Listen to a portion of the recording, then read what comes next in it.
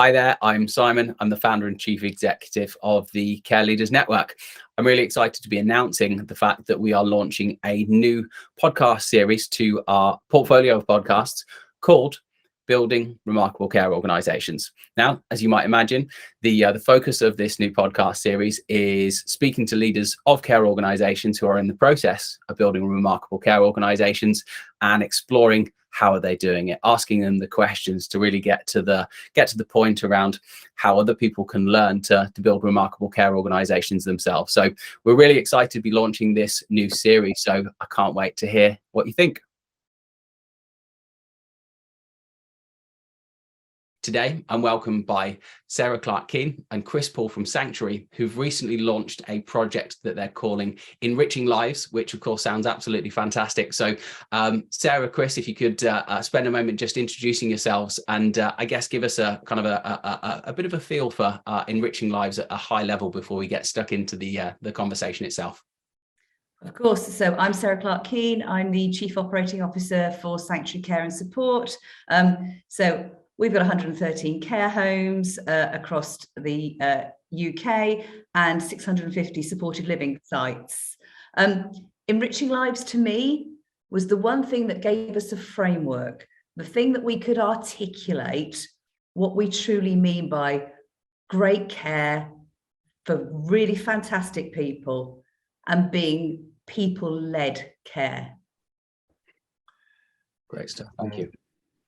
My name's Chris Poole. I'm the Business Development Director for Sanctuary Care, which means different things in different organisations. But for me in Sanctuary Care, it means I look after or work with teams that do all of the things that move the business on, whether that's acquisitions or improvements or something like Enriching Lives as a project that enhances the lives of our residents.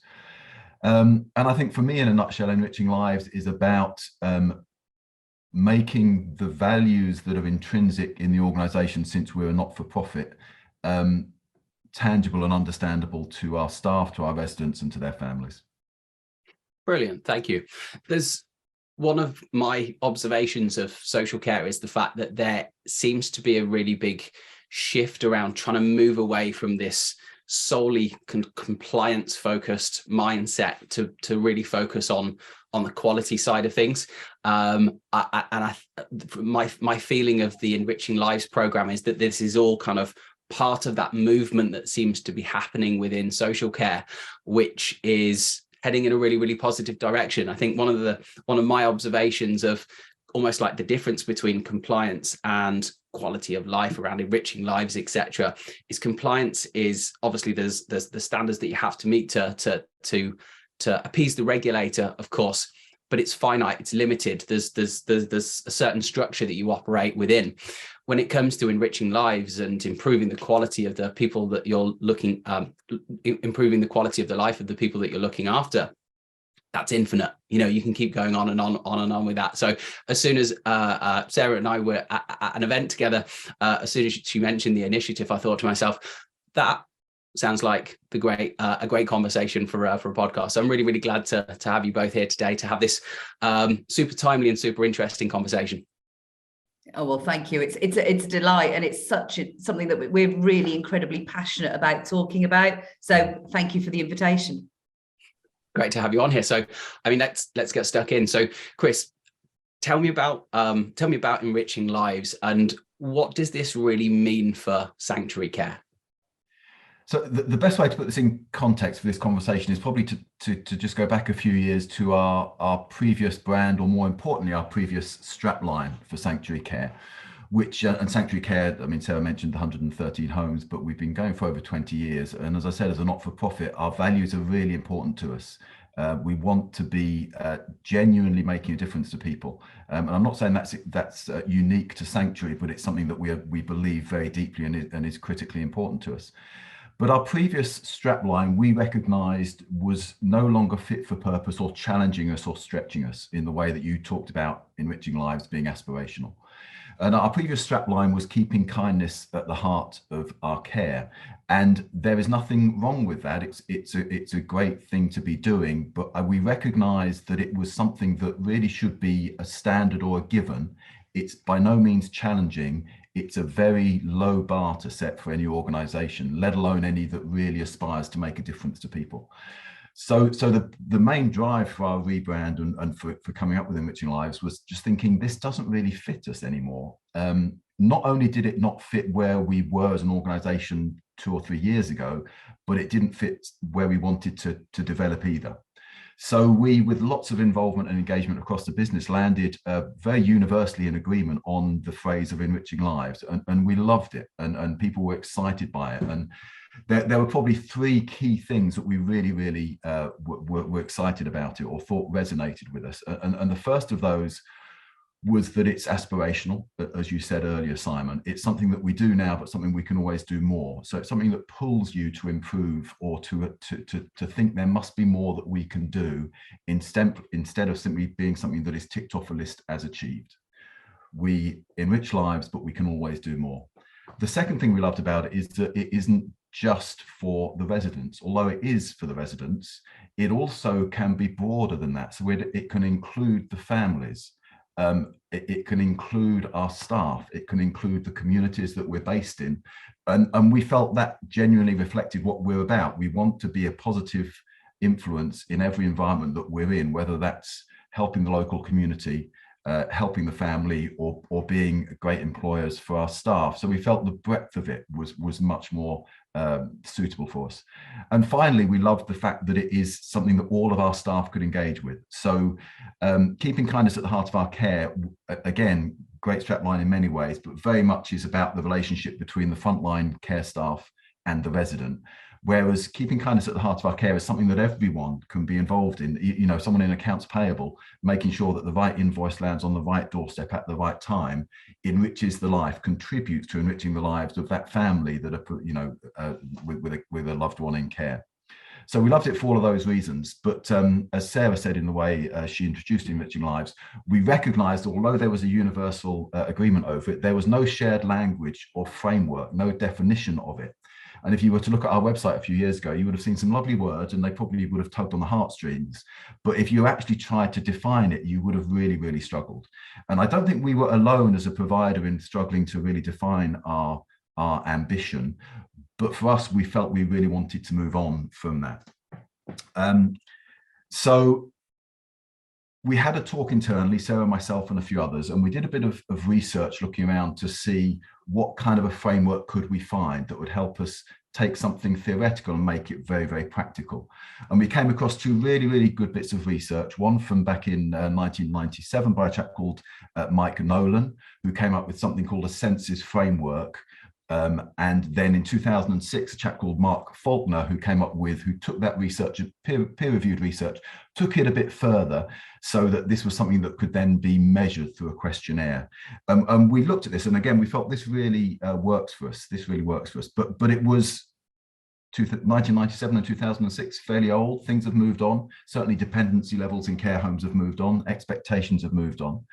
So we engaged with the National Care Forum, and with them worked on it a little bit more, engaged and found an external research company to update this research and do some work in our care homes, as well as some research as well. And out of that, we came up with a framework that we're really happy very simply defines what an enriched life is for someone living in a residential care setting.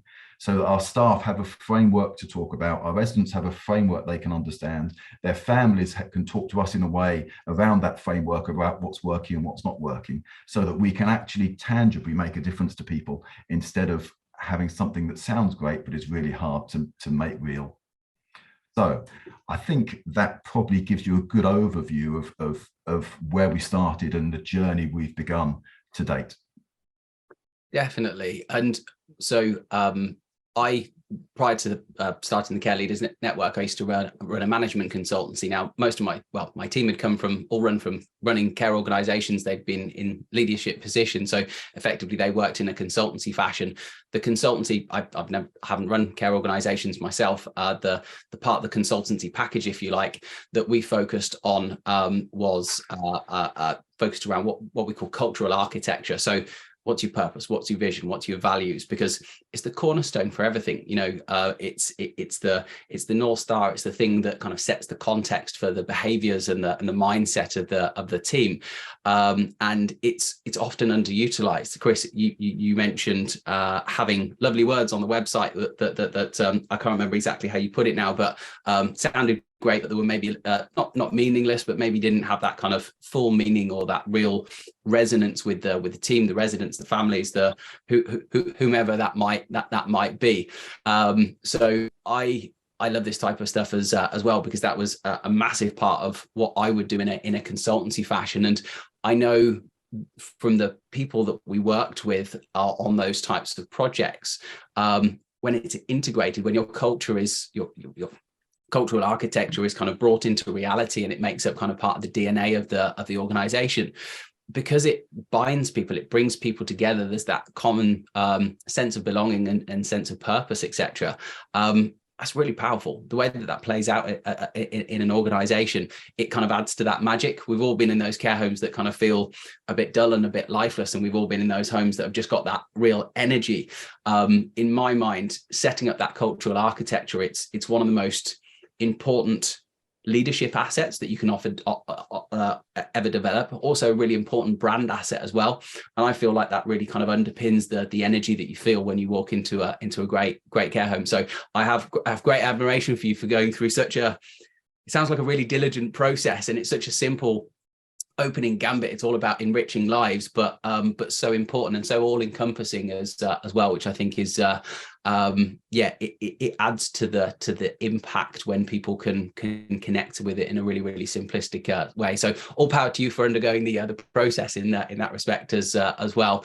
So yeah, I think it's a great thing, and something that I would advocate all care organizations to go and do, to really reflect on your culture and what you stand for, what you stand against, what behaviors are you trying to drive within the organization, etc., to try and create some of that organizational kind of cultural organizational magic as well. So Sarah, I'm interested to hear your view on that as well.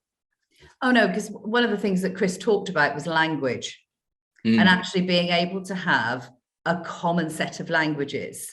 So actually, it doesn't matter when we're talking about our golden thread in the nicest possible way, which is enriching lives.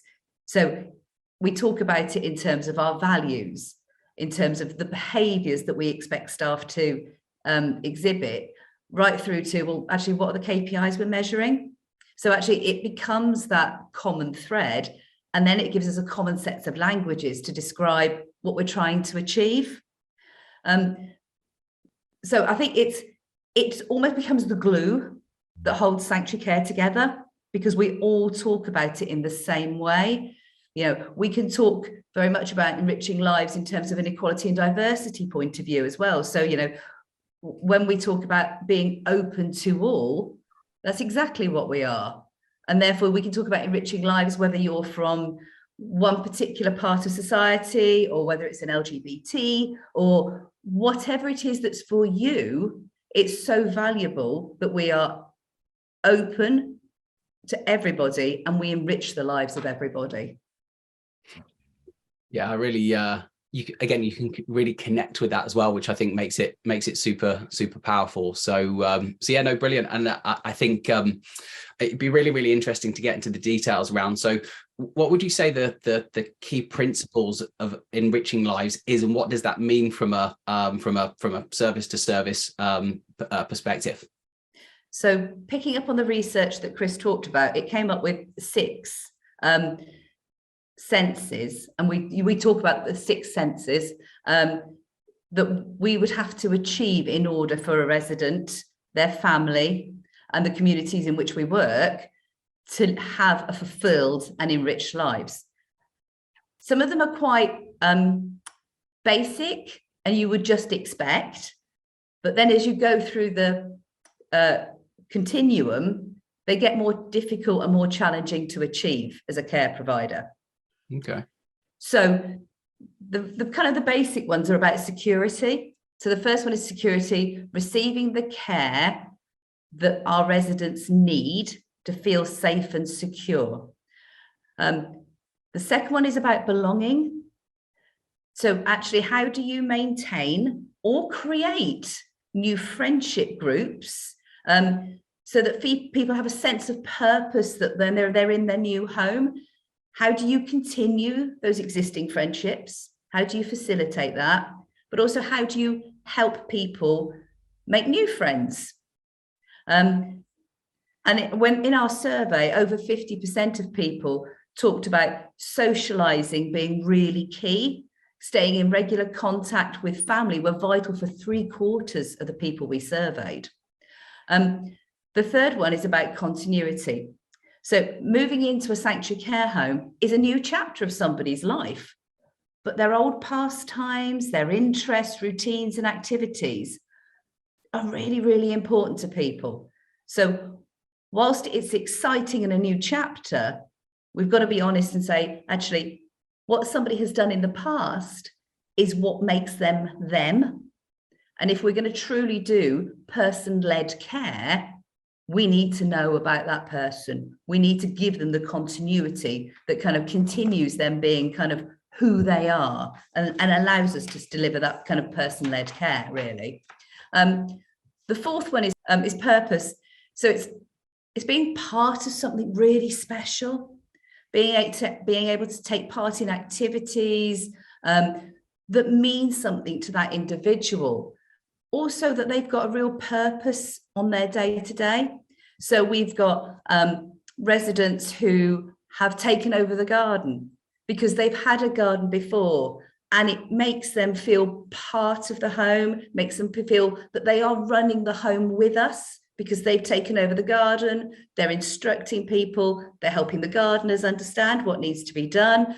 They have their purpose for their day. They have a reason to get up every morning. Achievement. This is the hardest one. Achievement and number 5 is achievement, and number 6 is significance. So achievement and significance are where you get to the top of the pyramid, almost, if you want to think about it as Maslow's needs. That somebody achieves something every day, every week, with the support of our team. It could be resident ambassadors. So actually they're there helping us interview our staff, making sure that they talk to the other residents so everybody has a voice in terms of how we run those homes. But it's about that kind of continuity of independence. Somebody has achieved something. We all want to get up in the morning, have a sense of purpose, and actually by the end of the day, we've achieved something. And that's what makes us thrive. It also is what enriches our lives. And then the last one is significance. And it's more than just being treated with dignity and respect. It's about kind of people treating people as individuals without any assumptions. So that bit about, I understand who you are and what is important to you. And if we're being really honest, what is important to you has to be important to the people that are looking after you and are helping you have that enriched life. One of the statistics that came out of the research was 40% of UK adults said that feeling significant is vital to their well-being. So in order for somebody to feel well, they have to feel significant and important. So those are the kind of the 6 senses. And I think I've tried to talk a little bit, and I've sort of sprinkled a little bit as we've talked about what it means in the care home. But it's about looking beyond somebody's physical and emotional needs to deliver that person-led care that's individual and tailored to them. You know, as I said, we talked about gardening. We've got an amazing resident who helps our maintenance man out. Goes in the man cave with him in the morning, they have a coffee, they plan their day, they work out which tools they're going to need. That is so important and so significant to that individual. We've got another gentleman who is still training the youth rugby team in his local community, but I've got nowhere to train. Now, we can't create a rugby field in a care home. Gosh, I wish we could.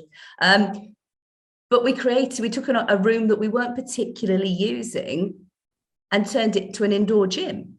Now, it was for him to start with. Now, I think there's about 15 of the residents that use it. Our staff use it. So just being able to see what was important to that individual and enrich their life. Actually, we've gone on and enriched 15 other people's lives. And the kids that he teaches in the community, rugby, oh my God, the impact he has on their lives is just so significant.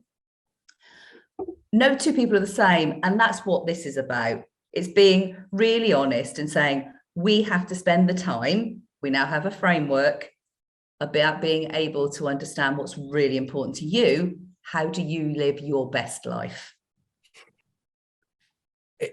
Whilst you were describing that, then I was thinking to myself, wow, this sounds so kind of linked to Maslow's hierarchy of needs. I sat there thinking to myself, wow, this sounds very, very Maslowian. It's the kind of the basic fundamental needs of a human all the way through to, I think the top end is self-actualization or something along those lines. As well. So I don't think that it's really any surprise the fact that the foundations are so similar in that respect, because, well, Maslow knew what he was talking about, right? There's reasons why the Maslow's hierarchy of needs has been so kind of well documented, referenced, and utilized in business and in I guess kind of in psychology and all sorts of stuff like that as well. So the difference is in sort of in Maslow, they're quite they do go into the kind of the emotional needs, but actually what it doesn't do is then translate how as an individual I can impact another individual in kind of really quite short opportunities. Yeah, no, that makes total sense. It's really bringing it, which I think is amazing. So, from in the context of the residents and their families, what's the impact of bringing the Enriching Lives culture into the homes? What does that look like from an impact perspective? It's early days. We're we haven't been doing this for years and years and years, but the feedback so far has been really positive, and we're learning lots about the senses and about the benefit for people. There are some things, looking at the senses, just picking up on Sarah's comments a few minutes ago. Purpose and achievement are things that certainly achievement are things that maybe people think are not as significant for people in their latter years as they are in their younger years. But actually, that's wanting to get up with something, with a reason to do something in the morning, is as important if you're 100 as it is if you're 20, and feeling a sense of achieving that is as important whatever age you are. So there's been learning for us about the importance of these senses to us. And I think in conversations with residents, because we've got a framework, and with families, it's reinforced the value of this. And again, significance, as Sarah mentioned. But I think the key impact for residents and families is that from the beginning of their engagement with us now, whether it's looking on the website or talking to the home or looking at our materials, they have a much better understanding of the value-added offer that living in a care home can provide for them. So yes, the compliance and the kind of basic safe space is critical for everybody. But beyond that, because there's been no conversational framework for us to describe what we aspire to offer to people, people are coming in much more informed about what mum or dad might benefit from during their stay with us. So that early information, so people can see before they walk through the door what this might be like, and actually this could be a really, really positive thing. This could be the best life that mum or dad could have, rather than just a last resort. That's really helpful. So that's been an impact. And as we've said all the way through this, we were really keen that it was so much more than the strapline, that it really was a golden thread that ran through everything that we did, and not meaningless. So our ambition, and I'm not saying we're perfect and we get it right every time, is that all the way from reading the website or talking to us, to walking through the door, to moving in, that they find there's a genuine engagement and opportunity for their lives to be enriched. So framework and understanding from the beginning. And what we've done is, from a process point of view, very simply, is as part of our engagement process with people, in that process of talking to us, seeing if it's going to be a great place for them to be, we give them an Enriching Lives pack, which contains, it's kind of an A4 folder. On the inside, it's got, in effect, what we would call our pledge. You know, if you move into our home, this is our ambition, our pledge to you. We want to enrich your life. And actually, this is the framework. This is what we mean by we want to enrich your life. We want to facilitate these things for you. So there's a pledge. There's also inside there just a quick, easy read summary of the research work so that people can read it and understand in a bit more detail what we're talking about. As well as something that we're really keen on, which we call one-page profiles. Again, not unique to Sanctuary, but something that goes hand in glove with this Enriching Lives project, because having the framework is one thing, but unless you translate that into a simple summary of what that means to an individual, it's very hard for carers to understand how they can support that individual to enrich their life. So as part of that process of moving in, this is the framework. These are the things we want to do for you for your time with us. What might that mean to you? Does it mean you're going to be training in the local rugby club? Does it mean you want to be working in the garden? Does it mean you want to get involved in doing, you know, odd jobs around the home because that's what you've done all your life? So we can understand tangibly what that means for an individual in a way that's really granular, and we can then follow up in 3 months, 6 months, 9 months in care reviews and meetings with families and meetings with the residents to see how well they feel we are doing, or what more they feel we could do, what's working and what's not working. And the final really critical bit of in that pack is a questionnaire. And I mentioned back at the beginning with the 2 bits of research. So the 2006 Mark Faulkner's development of this framework was to create a questionnaire. Again, peer-reviewed research, so really, really substantial, really credible. A questionnaire that could be used to interrogate these senses to see how well people feel their needs are being met and these senses are being fulfilled. So when it's appropriate at a 6-month review or once a year or whenever is going to be useful, this questionnaire is completed by the resident or maybe the resident and the family. So again, there's the framework, there's the one-page profile that then defines what it means for an individual, and then there's the questionnaire that gives them a moment in time opportunity to say, this is how I feel this is going for me at this moment, so that adjustments and improvements can be made to that individual. And for us, that's the most exciting thing. It's by no means it's a completely subjective measure, because it's about how people, you know, it's not an overall scoring of the home. It's a measure of how well that person feels they're being cared for, but a really powerful tool that we think makes a significant difference for people. So we're excited by the questionnaire, excited by the packs. The feedback has been really good, and we do feel that it's making that golden thread that's so critical to us just incredibly visible for people in their engagement with us right from the beginning. What's really interesting about what you've shared there is the and you obviously this is a journey, this is an evolution, this is something that's kind of happening in real time, that you're getting feedback from, and it's early days as you mentioned, but you can see how the structure around this has been set up in a way where it's I used to talk about, so leaders should set up the context of the culture, but it should be team driven. And you can see how kind of the structure that's been built into the this cultural architecture that we've been referencing has being utilized to then drive those behaviors within the home from the team as well. And there's so many different ways that you can do that. There's so many ways that you can build that into systems and processes and all of that type of stuff. But you can see how the different pieces of the jigsaw are starting to come together, and what it looks like today, of course, will probably look quite different with how it may look in 12 months. But it's the process and kind of the evolution of learning, getting that feedback, and then evolving, which the bit that I think is just to put the kind of point of polarity and contrast around this. If you're just aiming to be compliant, it's maybe it's not binary, but it's very black and white, and it's finite in that respect. With this, you can just keep going with it. You know, it's endless. You can keep striving, you can keep learning, you can keep evolving, you can keep really pushing the boundaries of what's possible for the people in your care. And that, I think as well, the other thing we love about this is thinking of the questionnaire or the one-page profile is it allows us to be really personal with people. Instead of just saying this is what we do to enrich lives and it's the same for everybody, it can be a genuine reflection of what they like, need, or want. So it might, something that works great for one person might not work for the next. So it allows us the insight to have a better framework to understand what's going to work better for individuals to give them the best life that they can have.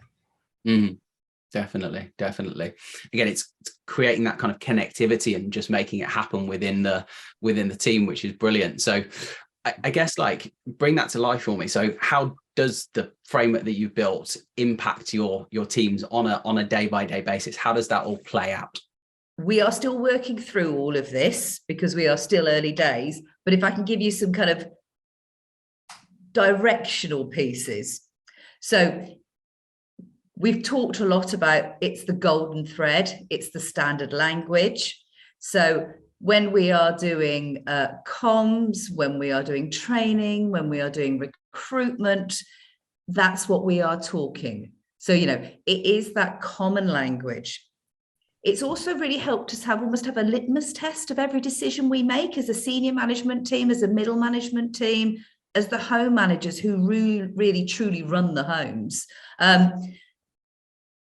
Is that decision we're about to make going to truly enrich the life of some residents, all residents, or just a resident? And if it impacts just one resident, that's great. But let's be honest and know that it's impacted one resident. But the important thing is it's impacted a resident, their family, or the community in which we work. It was the theme of our conference this year, all about how do we enrich the lives? What is it the part you play? And we've called it Enriching Lives Together. So what is it the part I play? When I'm a frontline worker, it's probably easier to see. But when I'm doing billing, when I'm doing a supervision, how do I make sure that those conversations are all about enriching lives? So what is the part that I play? The framework has really kind of been able to help us explain, as Chris sort of touched on, what we do in a care home, and not just to the people who are interested in moving in and their families, but to everybody. A lot of people, unfortunately, still have the vision that they had of going to see grandma when they were 6 or 7. That's not what in a care home environment is like these days. Actually, I take my daughter who is 8 to come into the care homes with me, and trying to get her off of the magic tables, playing with the residents where they're playing Go Fish, or trying to catch the fish under the pods because we've got the latest technology. She's like, no, it's all right, Mummy, you can go talk to that lady over there, I'm fine. It's a very different environment. And that's helped, and Enriching Lives has helped us to articulate that to everybody, where they are on that journey. Because at some point, most of us will have to think about either that for our parents. We should be thinking about it for ourselves. We should be being really honest and saying, well, what is it I want in my later life? And making sure our family are very aware of our wishes. But we don't have those conversations. So trying to get people to future plan and think, the Enriching Lives piece has been absolutely brilliant for that. But what's going to add some, the nuggets, I think, that we are really looking forward to are those surveys. So when somebody moves into a home, we've asked them to complete the one-page profile about how they want to continue. What is it they want to continue? What is it what they want to start? And then when we go back in 3 months, go back in 6 months and 9 months, we'll have something tangible to say, how did we do? And they are subjective. And when we've got residents with dementia, it's going to be even more subjective, but that doesn't matter. We'll be able to go, so you said you wanted this. This is what you wanted for an enriched life. How genuinely are we doing? And that's when the value is going to come in terms of impact on the team and impact on how we run a care home. because that will tell us, well, actually, the way you serve the meals didn't work for me.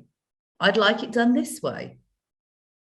So people can really, and it'll help us kind of, excuse the term, it'll help us in the co-production of the way we run our homes. We'll have a view from everybody about how we're doing. Now, we do an annual survey every year, as every good care provider does, asking all the questions. But those are quite binary yeses or nos. This gives us tangible insight.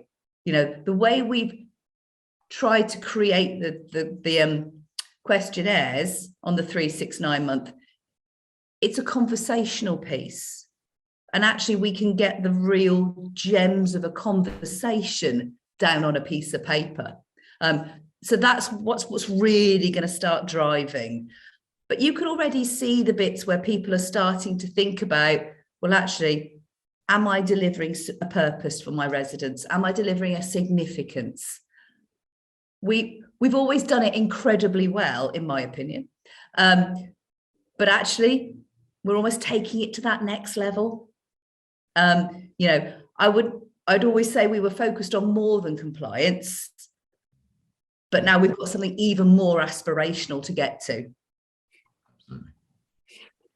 The couple of things within that I think are really interesting. So firstly, you've got the whole kind of quantitative and qualitative element, it seems, of the survey and the process that basically sits behind that, and that just sets the context for how do we improve, how do we evolve, how do we keep pushing the boundaries. Obviously this keeps coming up in the conversation, but it's about that kind of almost that stretch target. It's like, what can we do next to take things to that next level, which is super, super exciting. Something else that is very clear to me as well, that from what you've both shared, is the importance of the community around the home as well. I think one of my observations of, I can't remember how many care homes I've been to now, but it's definitely in the hundreds. I don't think it probably would have been 500 if it wasn't for COVID, but it's certainly well on the way to that. And as part of that, you get a feel of the types of things that work. And I'd say there's an extremely high correlation between the overall quality of a home and how well it's integrated with the local community. And it seems like just part of the Enriching Lives program, that seems to be something that seems that is part of that kind of orbit of influence, positive influence that you're looking to try and create with the initiative as well. Yeah, very much. If Enriching Lives is our reason to exist, then that applies to everyone that we come into contact with, every environment that we're in, and it gives permission to and direction, I think, to not just the senior staff in the home, but everybody, to be not only considerate of the environment they're in, but thinking about how we can contribute to the communities that we're based in. So again, we think it gives us a framework and a vehicle to be able to talk about this in a constructive way and feedback on it in a constructive way. Yeah, because one of the senses is about belonging, and you have to belong to your care home community. But your care home isn't on an island. And therefore, actually, that sense of belonging is everybody around you, everybody in that community that you've probably moved out of in order to come into our care home. Talk to me about happiness, and talk to me about the emphasis around happiness in care and how you see that playing out in the future. Yeah, that's a really good question. I think quite rightly, expectations are increasing. I mean, they always are. I remember the first car I bought many years ago was an old Ford Capri, which I paid £25 for. It was hand painted and it had half an engine. And I got it working. It was a fab car, brilliant first car to have. But the windscreen wipers didn't work.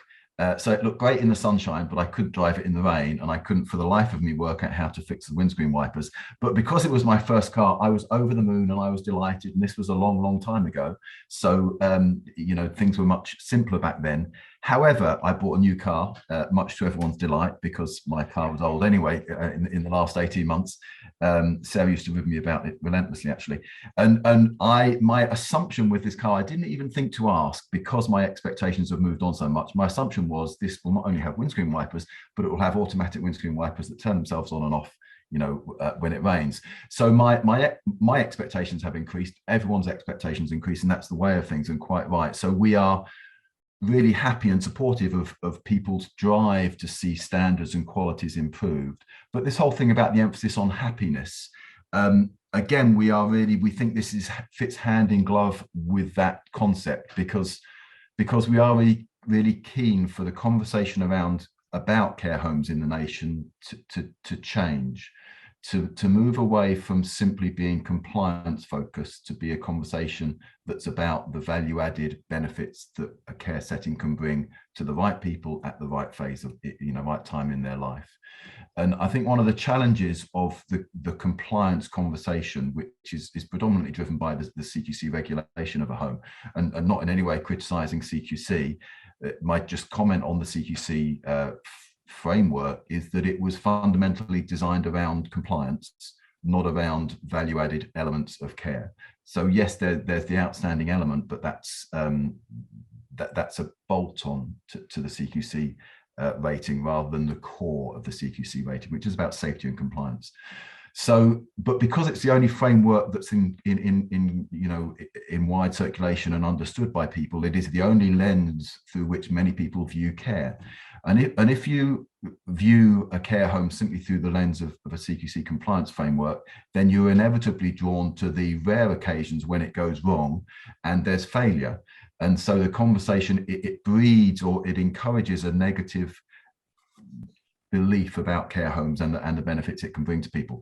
I was thinking the other day about, there was a study I read back in 1981, I think, that talked about, by Evers, I think he wrote it, talked about suggesting that care homes provided aimless care. That, so there's this kind of backlog, this backstory we have about care homes being quite limited. So our hope for Enriching Lives and this happiness aspiration or expectation and increasing expectations is that it will be part of nationally changing the conversation around care, so that on the basis of great compliance, there's the belief that actually this could be fabulous for my mum or my dad. This could be fabulous for me at this phase of life with these needs that I have. This could really enrich and enhance my life and help me live the best life that I could.